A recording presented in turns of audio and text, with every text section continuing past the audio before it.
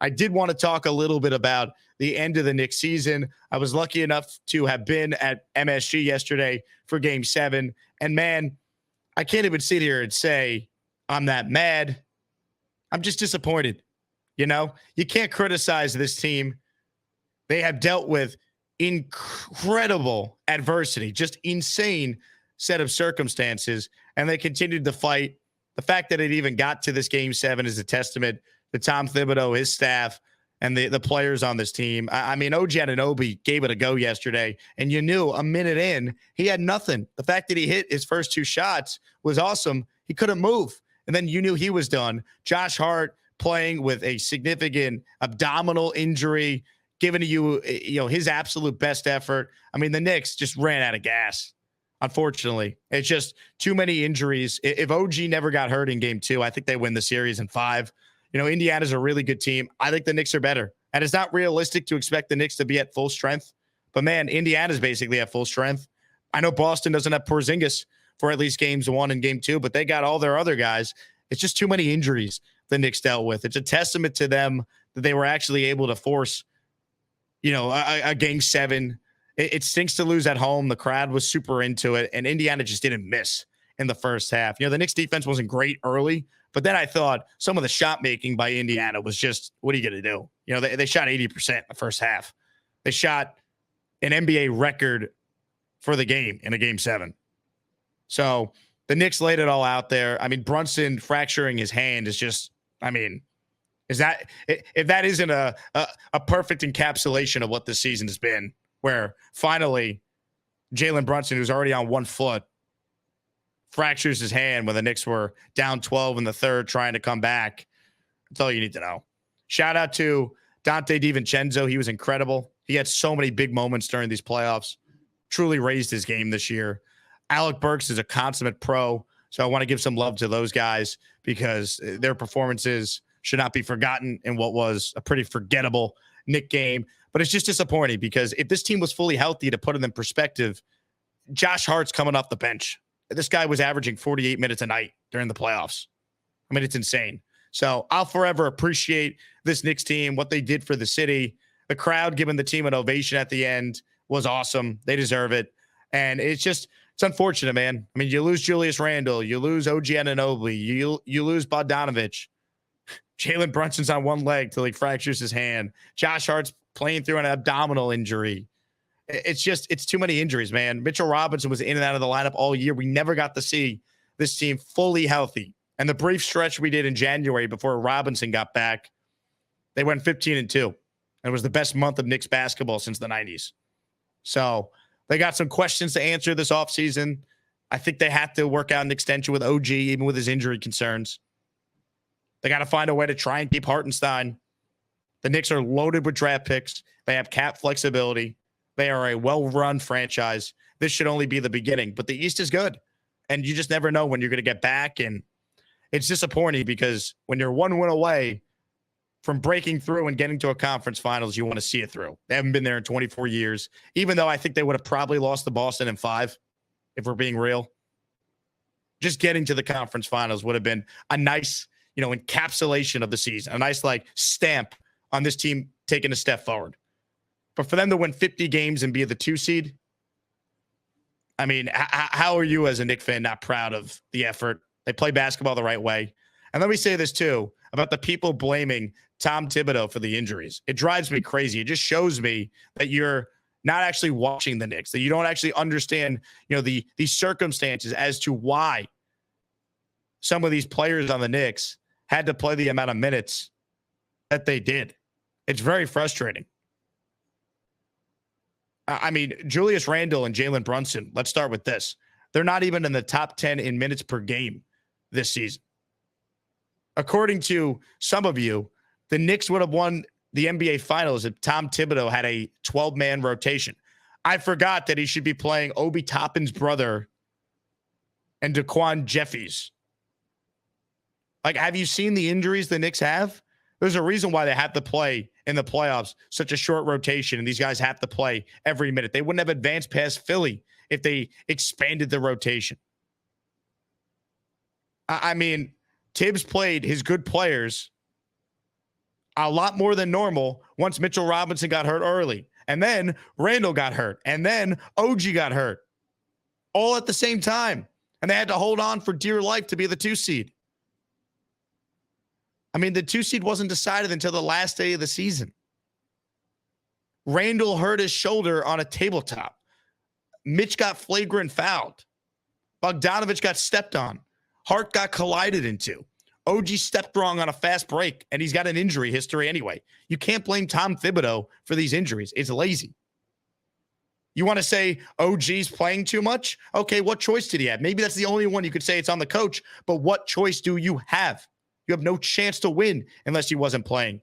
And OG's been injury prone. It's not Tom Thibodeau's fault. He was hurt in college. He was hurt in Toronto.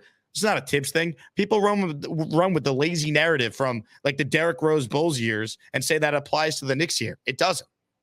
Thibodeau's the best coach this franchise has had since Van Gundy. He has done a phenomenal job. He got the absolute most he could have imagined to get from this team. How about the player development on this team? None of these guys were as good before they got to the Knicks. That includes the best player in Brunson. That includes Randall, DiVincenzo, Hart. These were all good players who have become significantly better since joining the Knicks. Deuce McBride, how about his growth and development? So anyone blaming the coach, it's lazy, man. Stop. Sometimes it's just not meant to be. And unfortunately for the Knicks, it wasn't meant to be because the basketball gods cursed them for whatever reason. It sucks. But that's what happened this season. And every Knicks fan should hold their head up high. And I was thrilled at the end of the game that this fan base, being the best fan base it is in, if not all of sports, certainly the NBA, because I'd argue the Jet fan base is right there with anyone, was saluting this team, chanting them, chanting Josh Hart's name. And I thought it was a great moment, even though Jalen Brunson couldn't hear the cheers because he was in the locker room after he suffered the fractured hand. Knicks fans were chanting his name at the end of the game, showing their appreciation for the season that Brunson had. A season that ends with him finishing 5th in MVP voting and will likely be voted to an All-NBA team. So I asked Brunson post-game yesterday about his relationship with this fan base. Jalen, Knicks fans, when you were already in the locker room chanting your name at the end of the game, your connection with them, the relationship you have with the fan base seems very special. Can you get into what they have meant to you throughout the season? They have been nothing but amazing to myself, to this team, to my family, and it's really cool. And so just so thankful for them and everything. And the nights that we needed energy, they provided for us. And the games on the road when we needed energy, they provided for us. And so they're amazing. And I can't really put into words of what they mean to me, but they deserve much more than what we were able to do this playoff run. They deserve much more than that. This might be the only time I ever disagree with Jalen Brunson. We deserved this season, Jalen, and you gave us a hell of a year, and there's nothing to apologize for. Nothing. If you're a sports fan, you want to root for a team that seemingly cares as much as you do, right? I think this is the first time in a while it's a team I've rooted for that actually might care more than we do. This team was fun. They gave you incredible moments. It just wasn't meant to be. But shout out to the Knicks laying the foundation. And it's a big offseason ahead, but how could you not have a lot of confidence in this general manager, Leon Rose? He might not ever speak to the media, but his actions clearly speak louder than his words, which there are none. Leon Rose has done a phenomenal job rebuilding this team. And the Knicks will enter next year as among the betting favorites to get to an NBA Finals, win a championship. And you just got to hope, just like the Jets, the injury gods will cut them a break. Because what happened this year truly was cruel. More calls right now. Let's go to Nick. What's up, Nick? What's up? You want me to follow that? Thanks. The pressure. You put the pressure on me before it even starts. How you doing? I mean, come on, man. You want to be a big-time broadcaster here. You got to be ready to deliver. I got it. My condolences, man. That's tough. I'm not a Knicks fan. It's very well documented on the channel that I'm not a Knicks fan, but I feel bad for everyone, who I've become friends with through the Jets channel and doing the streams that are Knicks fans. It's tough to watch your team get decimated with injuries, as we know as Jets fans, right? If you get beat, you want to get beat at your best. And unfortunately, the Knicks did not do that. So I'm not a Knicks fan. I am actually labeled a hater, but I love Brunson's game. I absolutely. Who's your team, Nick? I don't even know what team you root for. I was a Nets fan, but that whole Durant, Irving, Harden, Ben Simmons thing, like, honestly, I've sworn off like the NBA. Like, I'm a college fan. I'm a North Carolina Tar Heel fan. I'd rather watch a college game between two no names in the middle of the night than put on an NBA game. But being in New York, you pay attention. You see, the House of Highlights, Bleacher Report, all that. I'm in tune with it.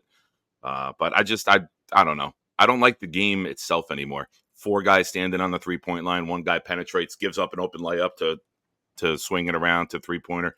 I don't know. I'm just not a fan of the style of the game the NBA has turned into, to be honest with you.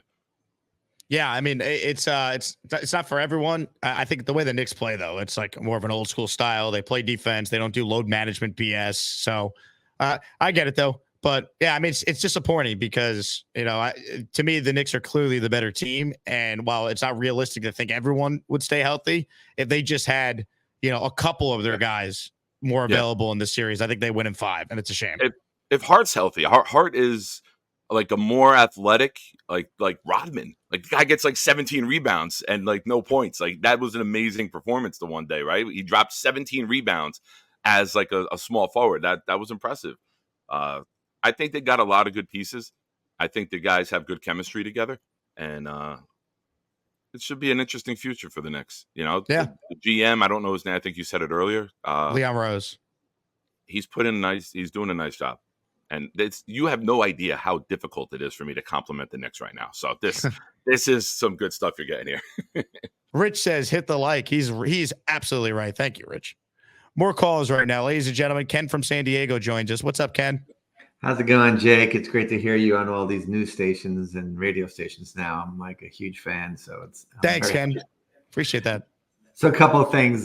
Boy, that was a tough Knicks series. This is the life of a Jet fan and a Knicks fan. I mean, but I will say this. I agree with you completely. It's lazy to talk about coaching right now. I mean, Tibbs did a great job. I love this team. And we were decimated with injuries. I don't – this is typical lazy Nick Jet fan BS when we come back and say, hey, yeah, we could have hit the free throws in game 3, I guess, but that's not the coach. I mean, great season. I'll take that season. Those players played really, really hard, and I enjoyed every game. So no complaints there. Comments, questions, super chats will, in fact, cut the line. And one other thing on Ken's point on Thibodeau, fans just love to try and blame someone. It is the laziest narrative if you're blaming the head coach of the Knicks. Well, give me a break. Anyone who knows anything about coaching will tell you how good of a coach Thibodeau is. I mean, Rick Carlisle called him the pound-for-pound best coach in the league.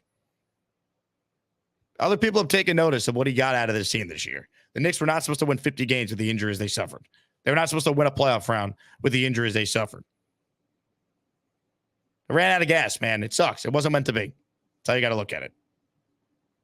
It's disappointing, but that's the unfortunate reality where this Knicks team finds itself. Similar to the Jets.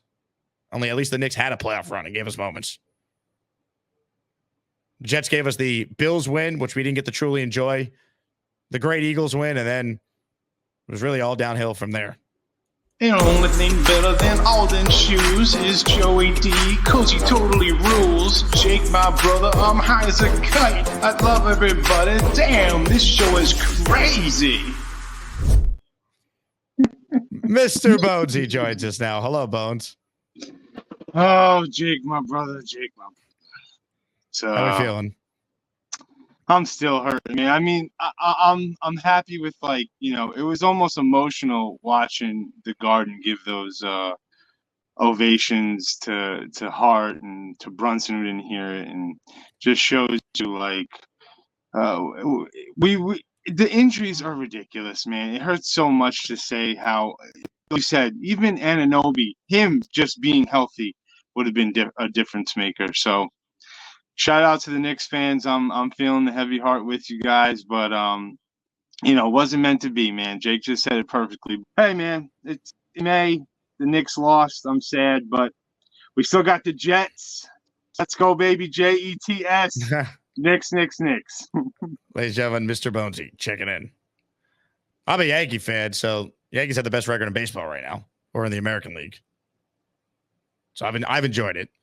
It's just the thing with being a Yankee fan, though. Like the Yankees are at a point now where, you expect them to be among the better teams. They gotta have to do it in the playoffs. And that's not even get to an ALCS. We've seen that. It's get at least to the World Series for the first time since 2009. That's where they're at right now. But you still should enjoy it along the way. I don't believe in, you can't enjoy it because it's not the playoffs. Like, if you're not having fun watching Soto and Judge right now, are you kidding me? Or watching this Yankee pitching staff step up without the best pitcher in the game? Yankees are the lowest starter ERA in baseball. The guy who won the Cy Young last year, Garrett Cole, hasn't thrown a pitch for them yet. So you got to enjoy that if you're a fan, while understanding that the goal is to at least get to the World Series. Gary's up next. Hello, Gary. Gary called my NFL radio show over the weekend. Great job, Gary. I wanted to lead with that. You guys did a really great job. You guys made mid-May Denver Bronco talk interesting. That's not easy. That's not an easy job. Like, you did a really good job on that, Jake. Like, really good. Also, the Knicks are young enough. They're a really good team. They were down 3 starters. What they have right now, I don't know if it's good enough to win a championship, but it's good enough to compete every year. If you put Robinson and Randall and OG back in that lineup with Hart, Brunson, and then I don't know who you want to start, Hart or DiVincenzo, that's a really good 6-man rotation right there. Like, you're just missing like one guy off the bench. The heart of your rotation is set for the next couple of years if you keep that in place. Like, the Knicks are in good shape to compete every year. Yeah, I agree with you. I think what's so crazy to fathom is, like, everyone talks about how many minutes Josh Hart's had to play, and it's insane. He would be their 6th man if they were actually healthy. Like that. And people are like, oh, well, the Knicks need more depth. All their depth got hurt. The 11th and 12th player on your team can't expect it to be major contributors. Like, shout out to Alec Burks for stepping up and playing the way he did. But I'm sorry, not like you get to that point of the roster, you're out of options. It sucks. It is what it is. Playing the long minutes, it's because he did play his guys a lot of minutes. And it's like it's a positive and a necessity, though. That's why. But it's not a bit like if you go back to the Philly series, in the playoffs, you're going to shorten up your rotation. You're going to play more minutes, right? Like, that's just what you're going to do. The Knicks were used to it, right? So it's like in boxing. Like, the first time you go 12 rounds, you've never fought 12 rounds before. I'm going to take your ass out in the deep waters and we're going to go 12. Like, I'm going to test you in those 11th and 12th rounds because you haven't been here before. I have. Like. But then the other side of it is going to say, look, everybody got hurt. Like, both sides are right. Like, the Knicks beat Philly because they outlasted them in the final minutes of those games. And then they lost to Indy because everyone got hurt. So it's like, there's a pro and a con to extending your guys those extra minutes. It's however you want to look at it. But I want to ask you, because I've covered boxing at the Garden, and they either put us on ringside, or if there's a lot of media there, they put us up like section 224. I'm just curious, where do they sit you guys? Same thing. It's kind of spread out. Chase Bridge, okay. 224. I don't know if it's 224. It's one of the twos. By the cameras, right? Yeah, by the camera area. It's for the playoffs is different than the regular season because the amount of media that cover it. So it varies based on the round, the opponent. Like, there were less media for Indiana than there were Philly because less people from Indiana were covering them or traveling to New York versus half of Philly was coming from from the city on the train to go right to the Garden. So it depends. You get a lot of national media too there, or is it just basically New York-based media? It's the playoffs, so you got to have a ton of like national media there, right? You do because it's the Knicks. The Knicks are such a big team, so you get the Brian Windhorst of the world that are there.